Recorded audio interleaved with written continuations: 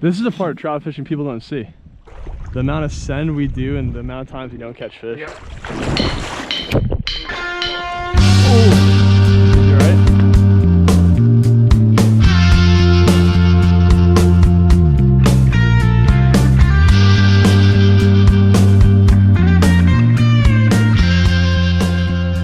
Alright guys, I'm back out here today to fish with Eric for the biggest brown trout around, part 2. We got overcast conditions, it's looking perfect.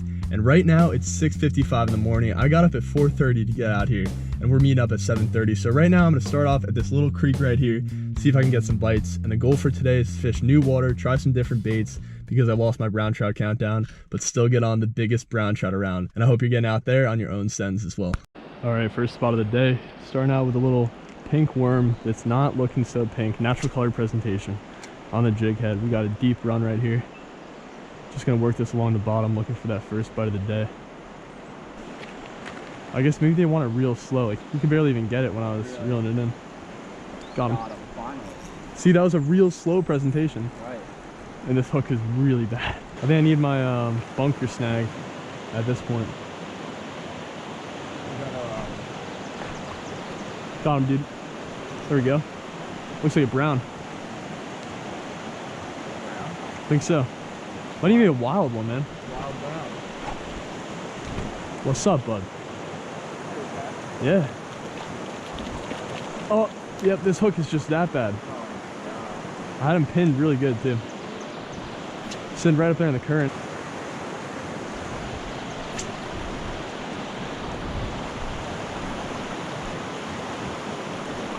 Got him. Big one. There we go. Big wild brown on the pink worm. Let's go. Hell yeah. Sitting right up there in the fast current. That's sick.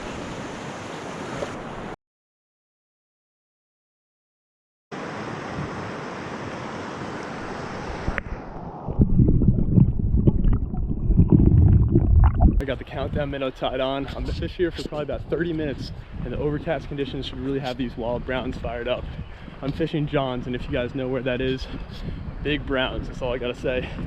Let's get down there and get on these fish. Starting off by throwing the sinking countdown minnow. Whenever I'm working this bait, I like to cast it 45 degrees upstream, kind of like that.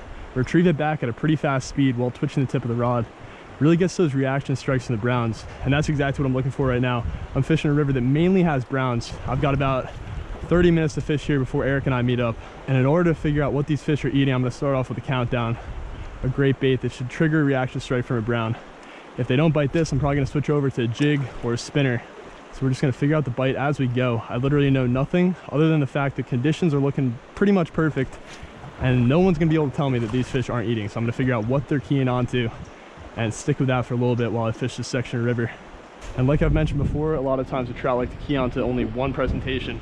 So once I find that, I should be golden because there are a lot of fish in this area. It's just gonna be a matter of getting them to bite. No success with the countdown, which I'm very surprised at. I'm thinking I might put on a little jig or maybe a spinner just to get one of those fish that's sitting up in the faster moving water up in the current. This section of river right here is a prime example for what you want to be fishing during the spring. A lot of times the browns are pushing up into the really fast moving water, sometimes spots that you wouldn't even think a brown trout could hold. So this might be a good example for you guys on where you might want to fish, because this stretch right here with the current pushing through, you got a little bit of deep water, is exactly where you want to find these browns during the spring. Just switched it up actually to the Meps. This is one of my favorite brown trout killers. So I'm gonna start off throwing this up and around the bank on the other side. It looks like it's a little bit undercut and the fish might be able to actually be under there. So I'm gonna work that just due to the fact that we have clear flows, and I think that these fish might even be under the cover right now. I just have to remind myself that even though these hooks are bad, I can't get too mad at myself if I lose a fish, because the spinner's been in my box for a couple months. And you can probably see right here, the hooks are pretty rusty, not very sharp. So I'm gonna set into these fish super hard with the hook set and just kind of say a little prayer.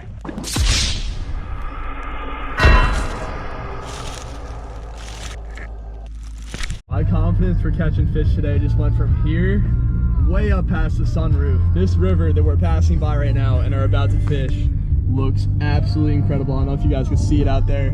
Big water, big browns. I have a feeling these wild ones are gonna be really fired up here. Eric and I figured out that the wild fish are really biting a lot more than the stockies today. So we decided that we're gonna say screw it to the stocked fish and just target giant wild ones.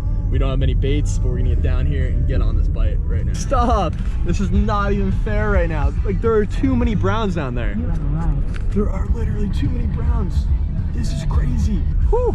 We're gonna catch some giant fish. I mean, we didn't really catch much so far. I gave you guys a couple tips, but right now, I mean, we're getting on these fish, and like, you'll see how it's done. We're gonna show you right now how to catch the biggest browns. We're gonna try to break down step by step how I found this spot. Holy shit. All right, guys, you just made it down to the river. I'm throwing the dusty old X-Trap 8. I don't even know what color this is, like blue something. It's looking pretty good, representing a bait fish, looking for the biggest brown trout in Texas. Ooh, a lot of froggies in here. Maybe I'll have to throw topwater later. If we don't catch a 30-incher in here, I don't know where we will. That's all I'm saying. I'm gonna wait out a little bit here to see if I can cross, because up here, it's looking absolutely juicy. Maybe not. I don't think it's happening. Just bombing the X-Trap 8 way out there, trying to get in the main channel of the river and trigger one of these browns to bite.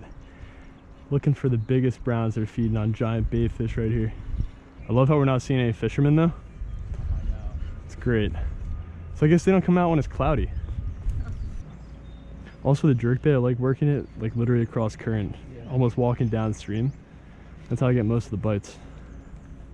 Yeah. Oh, dude. The fuck was that? What? That must have been a hit. Dude, I have a brown X-Trap. I think I'm gonna put that on. Because that brown trout countdown was doing pretty well. It was more of that all natural color. Good, huh? Definitely, tie that on right now, dude. Look at this thing. It looks like a freaking... Like a mini dolphin or something. Exactly. Dude, my friend yesterday was convinced that his buddy saw a dolphin in the Passaic and got a video of it. Bullshit, dude. All the way up by, like, near Chatham. You're not telling me there's not a 35-inch trout somewhere in front of us. Like Great Lakes size, but even bigger, I would say. How much better does this look than the Great Lakes trips? Like, no comparison. This is, the one thing is, this is like really big freaking water. Yeah. These fish are scattered probably. Bro, my confidence just went from here to here again. Look at this. Half-ounce moon eye with a, like a cut-up Z-Man swim bait. Can't be beating that, period. I have such revitalized confidence. Even though my stomach is like, I need food. The thing is, I keep telling myself, well, the one bite we get is gonna be huge. Imagine it's like a 12-inch fish. I'm leaving. It totally could be too, because like, not all the wild browns are giant. We know they're in here somewhere. I don't know how many numbers wise, but they're in here. Oh, dude, you all right? This is a part of trout fishing people don't see. The amount of send we do and the amount of times we don't catch fish. I'd say we fish up like 500 more feet here. If we don't get a bite, we dip. Oh my God, dude. What? That's fucked up. What? Big dead wild brown. Yeah. Dude, that's a good one too. These are definitely some trying times. At this point, the brown trout are kind of pissing me off, and I really need to catch one. So my plan was to cross here. I don't think that's possible. God damn it. I got the X-Trap tied on, and I'm wading super deep water, trying to get to the other side of the river right here. There's a little island, as Eric would say. We got a slough right here, and I'm just hoping that I can make it across here to the other side to get on these browns, because the bite's been tough today. It's been a grind for these fish, and we haven't really caught anything good aside from at the first spot. So I'm thinking if I just continue to send a little bit longer, I might be able to get on these fish. I mean, those fly fishermen are definitely not crossing the river over there. So with that being said, let's get over here and get on this bite. So far it's looking freaking shallow, but that's not going to discourage me, because I'm sure I could find the deeper water and I could find these fish. All it's going to take is one bite from throwing the brown. That's right. Any fish that bites this is going to be pretty sizable. This is a point of the day where the fairy tale ending happens, or at least it should be. Then we slay some giant fish. Fingers crossed for this one.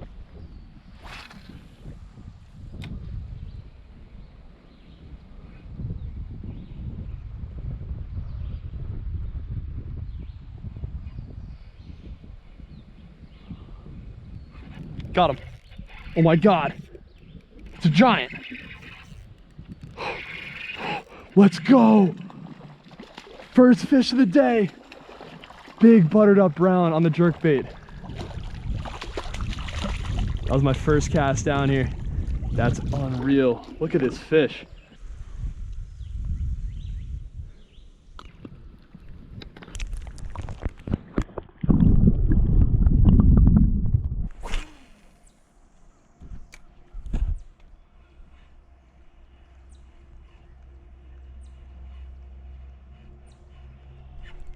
Got him. Oh my God.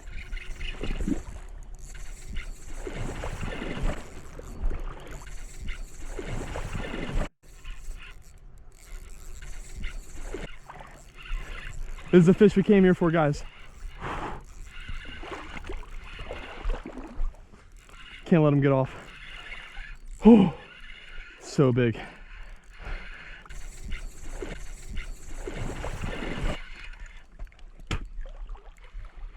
Holy shit. There we go. Giant. Not my biggest, but another big one. Let's go. So the way I'm working this X-Wrap bait right now is I'm casting pretty much straight across current, maybe 15 degrees downstream, and then I'm just retrieving it with a little jerk and pause, pretty quick retrieve. And these fish are hitting it while it's going downstream, cutting across the current.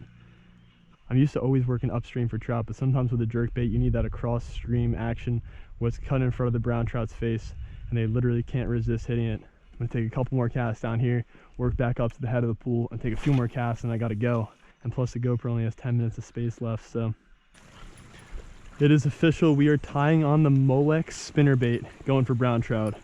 I don't know how ridiculous this is or how awesome it is, but I think we might catch one on this spinnerbait. Stay tuned, stick around, you're not gonna wanna miss this.